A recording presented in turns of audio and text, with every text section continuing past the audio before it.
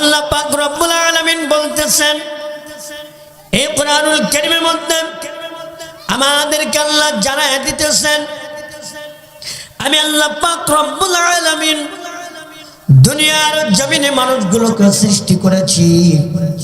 সৃষ্টি করার মধ্যে দুইটা জিনিস, যে হায়াত এবং মওত। হায়াত এবং মওত দিয়ে আমি আল্লাহ সৃষ্টি করেছি। এই হায়াত এবং মওত এর মাধ্যমে মানুষকে সৃষ্টি করার উদ্দেশ্য হইল কে ব্যক্তি আমার ইবাদত বندگی করে, কে আমার নৈকট্য লাভ করে। ওয়ামা খালাকতুল জিন্না ওয়াল ইনসা ইল্লা লিয়াবুদুন। বলেন আল্লাহু আকবার। আল্লাহ পাক রব্বুল আলামিন বলেন আমি পৃথিবীর মধ্যে 18,000 মাখলুকাত আমি আল্লাহ সৃষ্টি করেছি। এই 18,000 মাখলুকাত সৃষ্টি করার পেছনে আমি আল্লাহ পাক রব্বুল আলামিন 18,000 মাখলুকাত আমার ইবাদত বندگی করবে না। দুনিয়ার জমিনে দুইটা জাতি, দুইটা মাখলুকাত আল্লাহ পাক রব্বুল আলামিন বলেন মানব এবং জিন জাতিকে সৃষ্টি করেছি শুধু আমার ইবাদত বندگی করার জন্য। বলেন সুবহানাল্লাহ। সম্মানিত মুহতারাম হাজিরিন, তাহলে আল্লাহ পাক রব্বুল আলামিন মানব জাতি এবং জিন জাতিকে সৃষ্টি করেছেন তার ইবাদত বندگی করার জন্য। আর 17,998টি মাখলুকাত আল্লাহ পাক রব্বুল আলামিন সৃষ্টি করেছেন শুধুমাত্র এই দুই জাতির খেদমত করার জন্য। বন্ধুগণ আমার, বাবাজিরা, 17,998টি মাখলুকাত এই দুই জাতির খেদমত করার জন্য, দুই জাতির উপকার করার জন্য আল্লাহ পাক রব্বুল আলামিন বানাইলেন।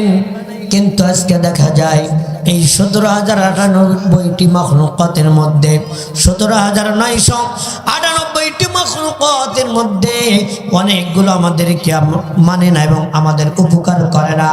যেমন জঙ্গলের বাঘগুলো, সিংহগুলো, এই প্রাণীগুলো সাপ মশা থেকে শুরু করে যে প্রাণী দ্বারা আমরা ক্ষতিগ্রস্ত হইতেছি এই প্রাণীগুলো আমাদেরকে ক্ষতি করতো না। আমরা তাদের হুকুম, আল্লাহ পাক রব্বুল আলামিনের হুকুম যদি যথাযথভাবে পালন করি, যদি যথাযথভাবে হুকুম যদি পালন করতাম, তাহলে আজকেও এই 17,998টি মাখলুকাত তারাও আমাদের দাসত্ব করতো। কথা বলেন ঠিক কিনা? সম্মানিত মুহতারাম হাজিরিন, আল্লাহ পাক রব্বুল আলামিন তাহলে দুনিয়ার জমিন আমাদেরকে পাঠাইলেন কেন? পাঠানোর উদ্দেশ্য তার একমাত্র ইবাদত বندگی করার জন্য, তার হুকুম মানার জন্য। কারণ দুনিয়ার জমিনে আমরা এসেছি দুনিয়ার জমিনে আজীবন থাকার জন্য নয়। আজীবন কেউ দুনিয়াতে বাঁচতে পারবে না, কেউ আজীবন দুনিয়াতে থাকতে পারবে না। কারণ আল্লাহ পাক রব্বুল আলামিন কোরআনুল কারীমের মধ্যে আগেই জানিয়ে দিয়েছেন যে আমি হায়াত এবং মওত সৃষ্টি করেছি এই জাতিকে, মানব জাতিকে পরীক্ষা করার জন্য। কে আমার প্রিয় বান্দা, কে আমার নিকৃষ্ট বান্দা, কে আমার সম্মানিত জান্নাতে থাকতে পারবে, কে কাকে জাহান্নামে দিব, আল্লাহ পাক রব্বুল আলামিন এটা পরীক্ষা করার জন্য হায়াত এবং মওত সৃষ্টি করেছে। সম্মানিত মুহতারাম হাজিরিন, আজকে দুনিয়ার জমিনে আমরা এসে দুনিয়ার লোভ লালসায় পড়ে, দুনিয়ার মায়া মহব্বতে পড়ে, দুনিয়ার ভালোবাসায় পড়ে আমরা আজকে আল্লাহকে ভুলে গিয়েছি। আজকে আমরা আল্লাহ পাক আলামিনের ইবাদত বندگی আমরা ভুলে গিয়েছি। আল্লাহ পাক রব্বুল আলামিনের হুকুমগুলো আমরা মানি না। আল্লাহ পাক রব্বুল আলামিনের হুকুম আহকামগুলো রাসূল সাল্লাল্লাহু আলাইহি ওয়াসাল্লামের সুন্নাত তরিকায় আমরা চলি না। এই জন্যই আজকে দেখা যায় আল্লাহ পাক রব্বুল আলামিন বিভিন্ন ভাবের কষ্টের মাধ্যম দিয়ে আল্লাহ আমাদেরকে যাচাই বাছাই করেন। সম্মানিত মুহতারাম হাজিরিন, যদি আল্লাহর ইবাদত বندگی না করে কিয়ামতের ময়দানে কঠিন মুসিবতের দিন আমাদের জন্য খুব কষ্টদায়ক জায়গা হয়ে যাবে। কারণ জাহান্নাম খুব ভয়ঙ্কর জায়গা।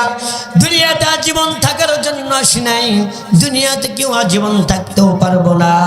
কারণ আল্লাহ পাক আগেই বলেছেন, কুল্লু নাফসিন যায়িকাতুল মাউত। আল্লাহ পাক রব্বুল আলামিন বলেন, প্রত্যেকটা প্রাণীকে মৃত্যু স্বাদ গ্রহণ করতে হবে। মৃত্যু থেকে কেউ রেহাই পাবে না, মৃত্যু থেকে কেউ পলায়ন করতে পারবে না, মৃত্যু থেকে কেউ সরে যেতে পারবে না। আমার বন্ধুগণ, আমার বাবাজিরা, আজকে আমরা অনেকে মৃত্যু থেকে পলায়ন করার জন্য চেষ্টা করি, মৃত্যু থেকে বাঁচার জন্য আমরা চেষ্টা করি, কিন্তু বাবাজিরা হাজারো চেষ্টা করে আমরা কেউ মৃত্যু থেকে পলায়ন করতে পারবো না। কারণটা হলো কি বাবা, আল্লাহ পাক রব্বুল আলামিন দুনিয়ার জমিনে আমাদেরকে ক্ষণস্থায়ী হিসেবে দুনিয়াতে আল্লাহ প্রেরণ করেছেন, একমাত্র তাকে মানুষ আমাদেরকে পরীক্ষা করার জন্য। কারণ আল্লাহ পাক রব্বুল আলামিন আমাদেরকে বিশাল বড় সম্মানিত জান্নাত আমাদেরকে দিয়ে দিবেন। জান্নাত যদি সহজেই দিয়ে দেয় তাহলে জান্নাতের কোনো মূল্য থাকবে না। এই জন্য রব্বে কারীম, আমার রব, আমার আল্লাহ দুনিয়ার জমিনে মানুষগুলোকে সৃষ্টি করে, হায়াত এবং মৌত সৃষ্টি করে, মানুষদেরকে যাচাই বাছাই করে আমার আল্লাহ তাদেরকে জান্নাতে দিবেন। বলেন সুবহানাল্লাহ। এই জন্য সম্মানিত মুহতারাম হাজিরিন, তাহলে দুনিয়া চিরস্থায়ী থাকার জায়গা না। দুনিয়াতে আমরা আজীবন কেউ থাকতে পারবো না। দুনিয়ার মধ্যে যতই আমরা বাহাদুরি হই না কেন, যত বড় নেতা খেতা হই না কেন, দুনিয়াতে কেউ আজীবন থাকতে পারবো না। দুনিয়া কেউ আজীবন থাকার জন্য আসে নাই। আজকে আমরা হয়তো বা দুনিয়ার একটু ক্ষমতা পেয়ে, দুনিয়ার ভিতরে একটু চেয়ার পেয়ে, দুনিয়ার মধ্যে আমরা একটু রক্ত মাংসর গরমে আজকে দেখা যায় বিভিন্ন ভাবের মানুষদেরকে আমরা কষ্ট দেই, বিভিন্ন ভাবের মানুষদেরকে অপমান করার চেষ্টা করে। কিন্তু আমার বন্ধুগণ, আমার বাবাজিরা, দুনিয়ার জমিন থেকে যখন আমরা চলে যাব, ওই দিন আল্লাহ পাক রব্বুল আলামিন আমাদের পরিপূর্ণ হিসাব নিয়ে নেবেন।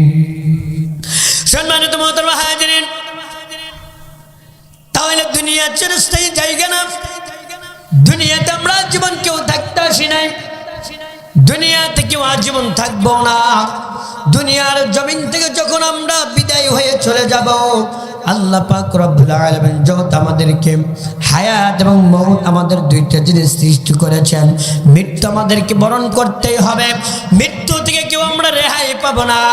হাজারো মৃত্যু থেকে বাঁচার জন্য চেষ্টা করলে আমরা কেউ পারবো না, কেউ মৃত্যু থেকে রেহাই পাবো না। কিন্তু আমরা যে চেষ্টা করি জাহান্নাম থেকে বাঁচতে পারবো। কথা বলেন ঠিক কিনা? কিন্তু বন্ধুগণ, আমার বাবাজিরা, আমরা আজকে মানুষগুলো জাহান্নাম থেকে বাঁচার জন্য কোনো চেষ্টা করি না, জাহান্নাম থেকে বাঁচার জন্য কোনোভাবে চেষ্টা করি না। আমরা মৃত্যু থেকে বাঁচার জন্য চেষ্টা করি।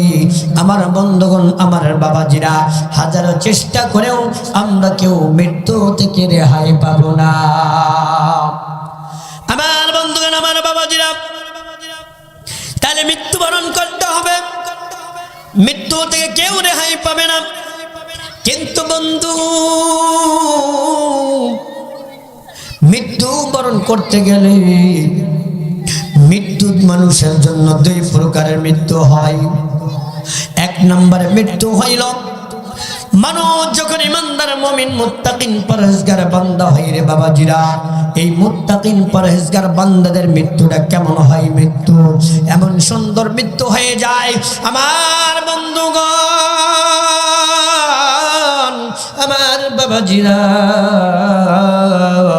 যে সময় মৃত্যুবরণ ইমানদার মুমিন মুত্তাকিন পরহেজগার বান্দাদের কাছে যখন মৃত্যুর সময় চলে আসে, ওই সময় মালাকুল মউত আজরাইল এমন ভাবে রূপ ধারণ করে, সুন্দর পোশাক পরে ওই ইমানদার মুমিন মুত্তাকিন মুত্তাকিন পরহেজগার বান্দার কাছে যখন চলে আসে, আশা বলে, ও ইমানদার মুমিন মুত্তাকিন বান্দা, দুনিয়াতে তুমি অনেক কষ্ট করেছো, দুনিয়াতে তুমি অনেক কষ্ট করেছো, অনেক মুজাহিদা করেছো, তুমি দুনিয়াতে অনেক ঘুম ভাবে জাগ্রত করেছো।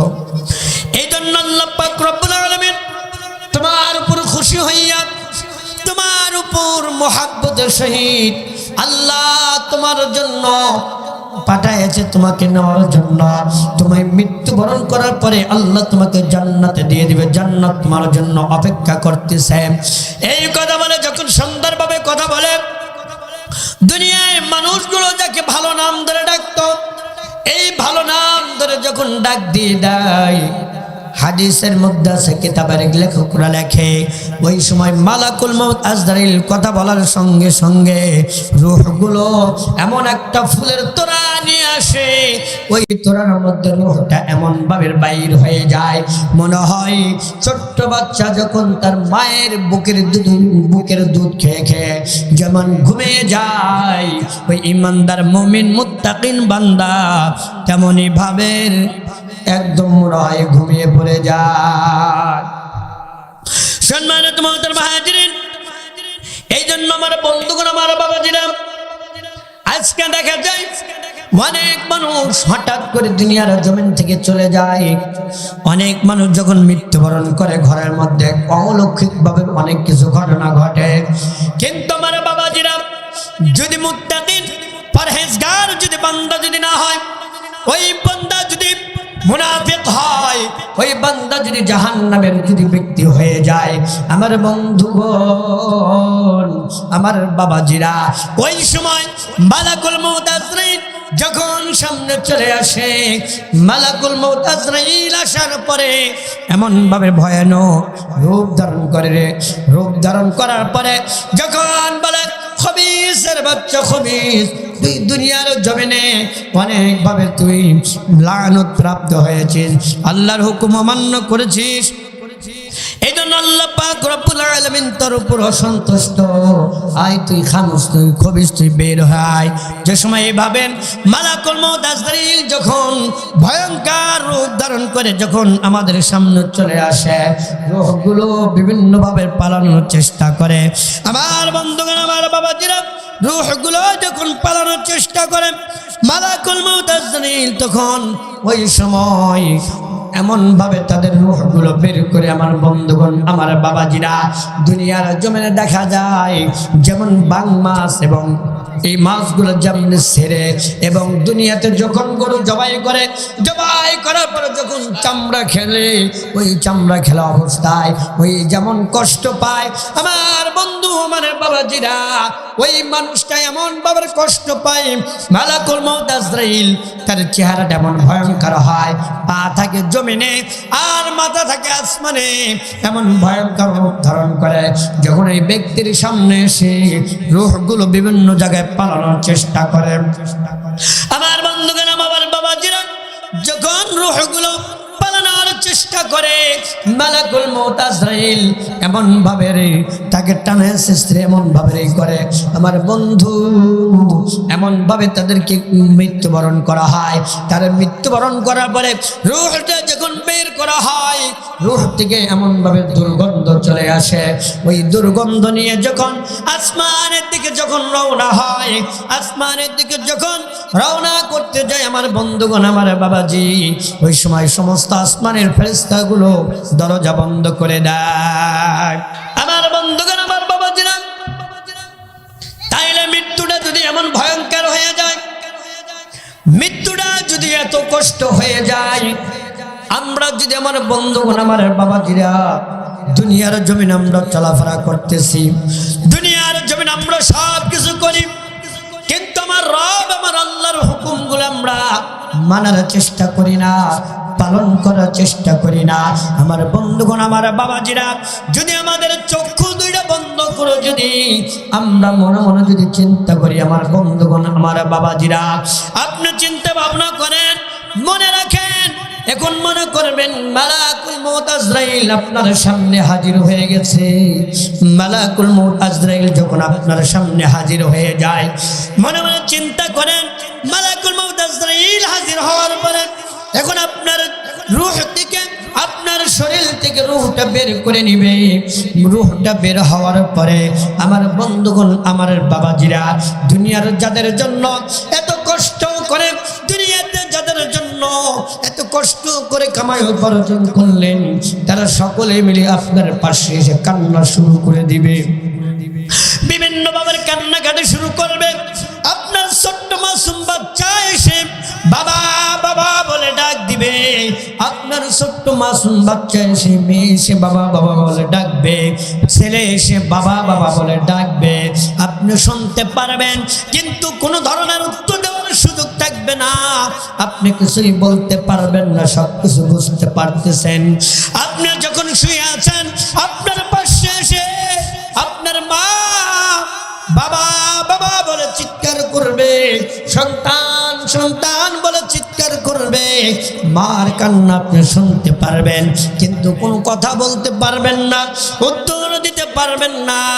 এবার যখন আত্মীয় স্বজনরা এসে বিভিন্ন ভাবের কথা বলবে, কেমন ভাবের কথা বলবে, কান্নাকাটি করবে, সব কিছু বুঝতে পারেন কিন্তু বন্ধুগণ বোঝার পর আপনি কিছু বলতে পারবেন না। আপনি কদম আপনি শুয়ে থাকবেন, সব কিছু দেখবেন, কথা বলার সুযোগ নাই। এবার যখন এলাকার মুরব্বীরা এসে বলবে তাড়াতাড়ি গোসল করাও, তাড়াতাড়ি গরম পানি করো, সকলে ব্যস্ত হয়ে যাবে আপনাকে গোসল করানোর জন্য। আমার বন্ধুগণ, আমার বাবাজিরা, যখন গোসল করার জন্য সবাই ব্যস্ত হয়ে যাবে, আপনার ঘরের পাশেই কানিতে নিয়ে যাইয়া মশারি টানাইয়া সুন্দরভাবে আপনাকে গোসল দিবে, গরম পানি আপনার শরীরে ঢালবে। কিন্তু আপনি বলতে পারবেন না পানি গরম হয়েছে, পানিটা একটু ঠান্ডা করে দাও, বা পানি ঠান্ডা লাগতেছে একটু অল্প গরম করে দাও। কোনো কিছু বলার সুযোগ নাই, কারণ আপনি সব কিছু দেখতে পারবেন। আপনাকে কে গোসল করায় আপনি তাও দেখতে পারবেন, কিন্তু কিছুই বলতে পারবেন না, হতবাগার মতন শুয়ে থাকবেন। গোসল করানোর পর যখন আমার বন্ধুগণ, আমার বাবাজিরা আপনাকে কাফনের কাপড় পরাবে, তাও আপনি দেখতে পারবেন। আপনার আত্মীয় স্বজনরা আপনাকে নতুন কাপড় পরাইতেছে। নতুন কাপড় পরানোর পর যখন আপনাকে এই সুন্দর বিল্ডিং বাড়ি, নিজে এত কষ্ট করে বাড়ি করলেন, ঘর করলেন, ফ্ল্যাট বাড়ি করলেন, করার পরে যখন আপনার বাড়ি থেকে আপনাকে যখন খাটলিতে করে নিয়ে চলে যাবে, আপনি হাজারে দেখবেন আপনার স্ত্রী কাঁদবে, আপনার সন্তানগুলো কাঁদবে। কাঁদার পরে তার আপনার বাড়ি থেকে যখন আপনাকে নিয়ে চলে যাবে, কিছুই বলতে পারবেন না।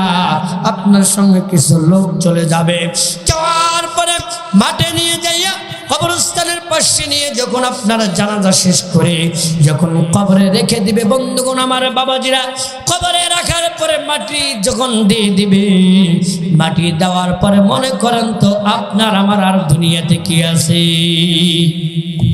এই জন্য আমার বন্ধুগণ, আমার বাবাজিরা, আল্লাহ পাক রব্বুল আলামিন যখন আমাদেরকে দুনিয়াতে পাঠাইছেন তার হুকুম আহকাম গুলো মানার জন্য, দুনিয়া চিরস্থায়ী জায়গা না, দুনিয়াতে আজীবন থাকবো না।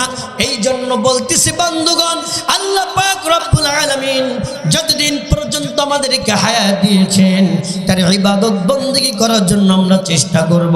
কথা বলেন ঠিক কিনা আমার বন্ধুগণ, আমার বাবাজিরা? তাহলে দুনিয়ার জমিনে আল্লাহ পাঠাইছেন ক্ষণস্থায়ী অল্প কিছুদিনের জন্য। আল্লাহ পাক রব্বুল আলামিন যেন আমাদের সকলকে বোঝার মতন তৌফিক দান করেন। সকলে আল্লাহুম্মা আমিন।